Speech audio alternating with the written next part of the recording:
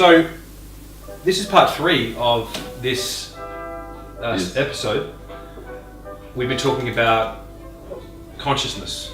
We've been talking about David Icke's conspiracy theory. We've been talking about military-industrial complex. And my dog Henry's come to join us. Hello, Henry. Talking about extremes, polarities, and the problem with extremes and how people will shut you up under political correctness. Yeah. And the guise of fancy language, and also how people sell out for their 30 pieces of silver, and you know, the fact that we're having one more government, it seems, or movement toward. In this episode, we hope to tie it all together. At least insofar as we're able. We've got to talk about another 20 minutes. Yeah. So, what are we going to talk about first? Our life is dictated on Waking Mad by the size of our chips. Not when your chips are down, but literally SD card chips. Yes. It's how big they are and how long we can go for. Because we could talk about this for an awfully long time. Yes. As you can see, we're rather passionate here at Waking Mad. Yes. Philosophy is fun. It sets you free. The truth is your shield. Look, one of the things that happened toward the end of that last episode is that passionate heatedness, emotion that can come from very important topics and infringement of values such as justice and peace and truth and you know, looking after people and doing the right thing by them, and the opposite of that, you know, impingement of civil liberties and corruption and so on. And I get quite passionate about such things, but we were saying how important it was, weren't we? Yes. Not to get your knickers too much in a twist, yet to accept it when it does. That's right. But it's not the same as violence and aggression. No. It's important to maintain composure. You can still have the feeling, but still maintain composure in order to have an effective communication about the idea that you're trying to transfer. Because that's a debate. Hence we've made a cup of tea to calm down and continue to have debate. Yeah. It's good to have debate. It's good. We also played Mozart's Requiem, Rex Tremendum Majestatis, which means wonderful, awesome, majestic king.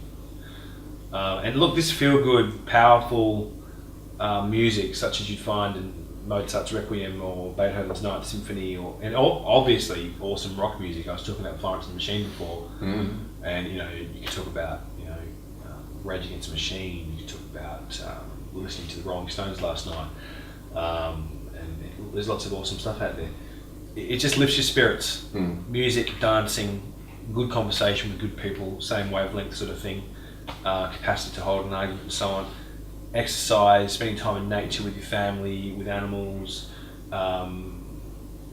It's just the way that you can bring your spirits back up You got to and do not these get things. sucked back into the fear paradigm. Yeah, you got to do these things, and it's a bit like having, you know, going out to work all day and getting filthy, and then to lift your spirits, and you go and have a shower. Yeah. You know, we got to do these things in order to maintain to clean ourselves and maintain our psycho-spiritual hygiene. Yeah, it's hygiene. Psycho-spiritual hygiene, philosophical hygiene. Yeah. Don't let your mind get too contaminated by fear-based rhetoric, and look at all the games and movies and stuff that people watch and crime-based thrillers, and you're polluting your consciousness by a lot of negativity. You need to balance it out with feel-good, creative, inspiring, beautiful art and culture as well. At the same time, that's really hard to do when you're in a society or a system it's imposing a lot of these influences that keep you dancing and fluttering, and because the last thing you want to do is read up on what's happening in the world, or you know, you're too tired. What we're saying, you know, you're so busy paying for your shit, and as I said in Fight Club, as it was in that film Fight Club with Brad Pitt and another chap, he'll come to me in a minute. Do you own the things? Be careful the things you own don't end up owning you. Yeah. Next thing you know, you're so tired. Yeah. Because of working to pay for it, and you might just be trying to scrape a living. Don't get me wrong. Yeah. You might be working poor, as a lot of people are these days, because of the erosion of you know workers' conditions and so on. But you don't have the time to think. You just want to come home and chill, don't you? Turn on the TV and watch something. Then you're bombarded with ads and news and, you know, fear mongering and Indeed. So, just try to put some time aside. Mindfulness, learning mindfulness. Yeah. We're going to do a segment on mindfulness. You would have seen Jesse's wonderful video on fasting. Yeah. That was one of the first production pieces Waking Maths produced. You did that all on your own. I wasn't involved, but we'll do another piece on mindfulness. I think would be a good one next, and also philosophical discourse, utilising Yes. the Schopenhauer method from his book The Art of Controversy, Arte Schopenhauer, and we'll look at Kierkegaard and Nietzsche and the basic, Platonic dialogues and Aristotelian logic and dialectics and so on and so forth. And these will be primers on philosophy, and the Eastern esoteric stuff will be, the Tao and the Zen and things like yoga and mindfulness, which is, sort of connects all that stuff really, which is awareness of being in doing. Yeah. And that ability to observe oneself in the context one is in gives a wonderful sense of calmness when you take a step back from what you're doing and observe it. It's like you develop this superordinate relationship to yourself and to life by observation. That's what mindfulness is. Your mind is filled with whatever you're doing. The body, in terms of the observation of it. The body is a machine, much like a computer. Very relaxing. Yeah. And often we get these programs, we install these programs mostly unconsciously, which we can be habits, but they dictate a large portion of our lives, and they get us into these situations where we don't necessarily want to be in, or we don't know that we're in, and we don't know otherwise. So we don't question it. We don't question it. So, but by doing mindfulness and meditation and stuff like fasting, it's like being in a fish tank, a little fish swimming around, but then you take the perspective of being outside the tank, looking in, watching yourself swimming around. Yeah. When that happens, you reach second-tier consciousness, which we're also going to talk about today. Yes. In this segment. So when your computer is cluttered all those programs, in order to, if you want to do something else, such as be involved politically, or have good debates, or watch healthy stuff, or be healthy, you have to close down all these other programs in order to make space. So less is more, guys. Less is definitely is more. Yeah. To close down these programs, and you can only do that by self-reflection, mindfulness, and all that. You could say that we're living in an ADD world, an attention deficit disorder world. Yeah. We've been trained to only pay attention to news bites, which are very short segments of news, rather than the full context story, the backstory, and so on. It's a bit like this is why we're publishing a video blog, Waking Mad, because people don't want to read so much anymore. Yeah. They want to be entertained with pictures and moving pictures and animation and all the rest of it. And we're happy to provide that. It just takes a little bit longer. Yeah. But people don't want to read so much anymore. Yeah, the world nowadays is a bit like I don't know. People seem to be programmed to respond to shiny things. Oh, it's shiny, you must have it. Or shiny, sparkly. Shiny, sparkly. Sparkly, shiny, sparkly, sparkly, shiny, sparkly. Yeah, there's just no depth to it. Yeah. Yeah, but glitzy glamour. That's because we're dancing around. Now, why are we dancing around? What is it that's... Meaning that why are we so dysfunctional? Why are we always... Why can't we have the space to sit down and talk about things that matter? Well, we're going to talk about this too. It's a term you came up with, which was the appropriation of the term Blitzkrieg. Yes, Blitzkrieg. I have a theory, and I've been noticing with technology and law that there's this force that's spearheading. Let's use technology at such a rate that no one can keep up with it. And let's use the term Jesse came up with, this technological Blitzkrieg. Yeah. Blitzkrieg being the German term that Hitler used to describe his military tactics of invasion. Blitzkrieg means lightning war. Which is also used by the Japanese. Indeed. And it's basically annihilate your opponent with such fast, ferocious, furious, impactful tactics that you annihilate them very quickly. They're not, they're expecting this sort of more traditional, slow-paced war. Well, they can prepare. Bang, bang, all your forces at once, overwhelm them. Yeah. And technological Blitzkrieg, therefore. And technology, yeah, exactly. So when technology advances at such a rate that no one can no longer keep up, so you've got these contracts that you sign. Like, whoever reads, oh, you've got an update on Facebook, and you click I agree. Like, are you seriously going to read all that? Like the contract. Yeah, like the contracts, right? You're not going to read all that. You may have just sold your soul. Yeah, and so what happens is we have a dependency. We get this developing dependency on something that's kind of dictating the way that we should be living our lives. And if anyone was to go outside that, you would be immediately a minority, and you would be out of the system, out of the loop, an outcast. You might even be ostracized. Yeah. In the same way that law is, right? When you look at your name, look at your name, and you are actually a person, a container, an agent for the carrying or representing the human you. So like that's because the human you can't enter into contract because you're a natural entity. Exactly. A contract can only be done between corporations, or should I say persons, legal constructs called persons. Yep. I mean, that's a whole different topic. It is. But basically... It's called the straw man or moniker, whatever. Yeah. And so basically, if you were to not use this person and claim your human rights to be human, you would be outside of the system in the same way that you would be technologically, you'd be outside and become a dinosaur, and you won't be protected. You won't because you're not in it. So if someone comes and steals your stuff or hurts you, you can't use that system, the law, the police. It's like Hunger Games. Yeah. Society. You have the capital, yeah, where the elite 1% live, and everyone else outside of that is in an ascribed role, often at subsistence living, away from all the materialist benefits of those living in the capital. Yeah. The Hunger Games series is wonderful to show that point, and this may be where the elitism is going through this technological blitzkrieg. People are so left behind. Yeah. And yet constantly enter into contracts whenever they update an app on their phone or Facebook or whatever. But not just technology. And unable to understand it really, or do without it, or what have you. But not just technology, but it's in social memes, it's in the war, it's in the fear, it's all these tactics. It's an entrapment society. Yeah. It's an entrapment-based society. So there you go, we've got two terms there today, technological blitzkrieg and entrapment society. Mm-hmm.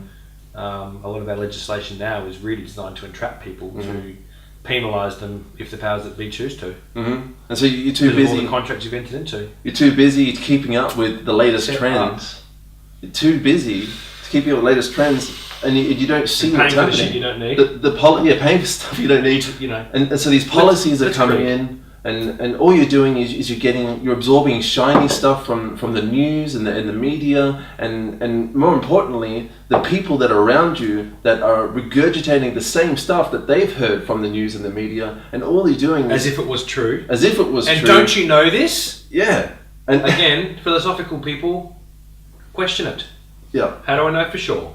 That's all you got to ask. Uh-huh. And so we need to take a step back. We need to not be carried in that current and learn to swim and navigate casually, leisurely, because that gives us the space. Otherwise it's being caught in a riptide. Indeed. You want to be caught in a riptide. Exactly. We also mentioned future shock in a previous episode, I believe. It's culture shock is what happens to an anthropologist or to anyone when they enter into a completely different culture, different language, different traditional customs and so on your own as well, no countryman with you. After a few weeks, the novelty wears off quite quickly and you go into a state of shock, and I mean nervous breakdown shock, massive depression, anxiety attacks, the works. It's a well-known phenomenon called culture shock. And you do overcome it, but you have to dig very deep to overcome it. Anyone who's been in a different land, different culture, immigrants struggle with this. Yeah, you know what I mean. But future shock is a play on that, where there's a book called Future Shock, a text called Future Shock. We'll come up with the author in our fact check later. But future shock is when the society around you is changing at such a pace through technological blitzkrieg. Displaced persons, refugees, loss of identity. I mean, you're having gender-free days, and politically incorrect to use the masculine or feminine, prefixes, pronouns. He, she, man, woman, mum, dad, boy, girl. So gender, social custom, politics, and state. I mean, the collapsing of borders to make us a super state like the European Union, and Trans-Pacific Partnership. Which is going to become potentially a a free trade based union that Australia will be involved in. It's happening all over the world in that regard, and before you know it, you don't know where you are, who you are anymore. Your whole sense of self in context is gone, and you become like a minion in a collective global super state. You don't know who you are anymore, and it's like the boiling frog syndrome. If you just chuck the frog into boiling water, he'd die instantly. But if you put him in the water and then heat it up gently, he doesn't get out until he's boiling alive, because it's incrementally advancing. That's the tactic that's being used in this regard. Yeah.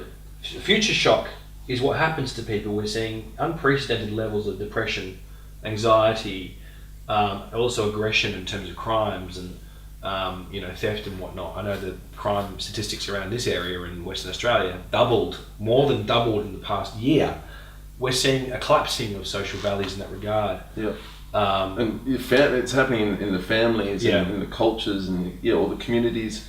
Like people aren't holding themselves accountable anymore.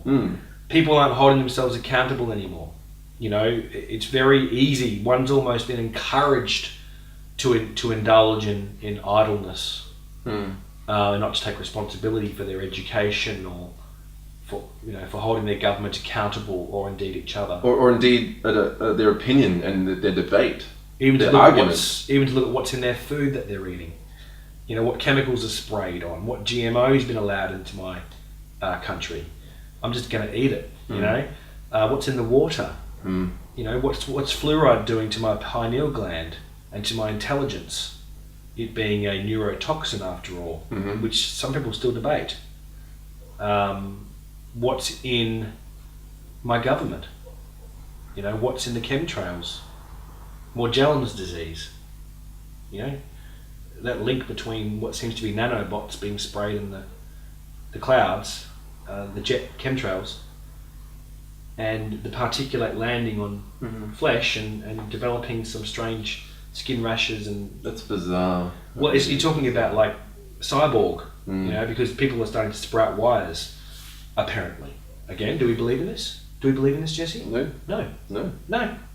You needn't get on your soapbox, your polemical anti-this and anti-that, and say, these conspiracy theorists are crackpot. Look at what they are espousing and believing. We're not believing in it, we're reporting it. And we're not afraid to go there. Like a lot of people are afraid to go there because they're in fear of being castigated as imbeciles, or anti-this or that, or politically incorrect, or homophobic or Islamophobic, or truthers, or constitutionalists, or whatever. You don't have to brand us in any kind of bigotry sense, because we are simply asking questions and having a philosophical discussion that is not dependent on belief. So I think a very good point about how people and societies are getting messed up is looking at the family and homosexuality, masculinity, and what I'm seeing nowadays is a lot of these. It's an incessant erosion of self and context of traditional institutions, society, family, marriage, children. Erosion. Culture is an erosion of it. It's segregation, and it's putting people away. And you look at things like. Is it wrong for two men to get married? That's not the issue. No. The issue is what is some of the outcomes that come from this. The outcomes are we start to lose a sense of self. We start to get future shock. We become confused and disoriented in our own land. Everything has changed very quickly, and we can't keep up because we're human beings are ancient beings. What did we say on a previous episode? 200,000-year-old species, 1 million years old, genus Homo. Very ancient species. This world, this industrial revolution, 150 years old, 100 years old, thereabouts. Digital revolution, 20, 10. Social media, 10. Cell phones and all that. Technological blitzkrieg. Pokemon Go, surveillance states, according to Oliver Stone. Pokemon Go is a covert surveillance tactic. People to police each other. It's happening too fast. Technological blitzkrieg. I'm seeing all this disruption everywhere. Like, look at how we had a disciplinary system that was installed for so long, it's generations long, where you would smack your child. Now, I'm not pro smacking. What I'm saying is, my point is that when you remove something that was working, that something that culture and people relied upon. Discipline of children. Yeah, it's discipline. Telling them off when they did the wrong thing. In other words, correcting them. Yeah. And that may include a smack. It may not. Yeah. Are we pro? Which is important. Are we pro? Corporal punishment. That's not the point. Whether you do it by a smacking or by the removal of privileges or whatever, it's just discipline. Whatever. It's just discipline. Consequences to. And it's important. Obnoxious behaviour. But the problem this biggest problem I've found is that they've removed the discipline. As in they being the United Nations Convention on the Rights of the Child, and Australia was a signatory to the United Nations, ratified that, therefore it became unlawful to smack your children. Yes, and therefore they didn't replace it with anything. I mean, it's a bit like we were talking about the soldiers. I think illegally you still can smack your children, but you can't obviously leave a mark or a bruise, and you can't use an implement like a wooden spoon or a belt or whatever, cane we used to get when I was a boy. Well, you could, but you but that's illegal. You could, I think you actually technically can still smack, but what happened was people just were, in a sense, directly or indirectly thwarted and discouraged from disciplining their children. Yeah. And they didn't replace it with any system. They didn't go recommendation of what to do. Yeah, they didn't teach it. Pamphlets. Time-out. Yeah, they didn't have removal of privileges. TV viewings on how to do it. It was just like left to your own devices. I mean, but what? How does that make any sense at all? Except if you had you're either incredibly stupid, or you had some sort of agenda. I mean, come on. Indeed. Wanted to say something quickly beyond the false dichotomy, terrorism, LGBTQI, displaced persons, loss of masculinity, Pokemon Go, surveillance state, and technological blitzkrieg. I just wanted to say that Beck and Graves' model of spiral dynamics is a very important way to understand this sort of stuff in terms of how to move forward. But I believe that we are running out of time on this SD chip because it's 20 past, and if it hasn't already cut me off now, I'd like to say we'll talk about the Beck and Graves spiral dynamics resolution of the said conundrum, contradictions in the next episode, or next segment of this episode. But for now, that's all for Waking Mad, and we'll see you very soon.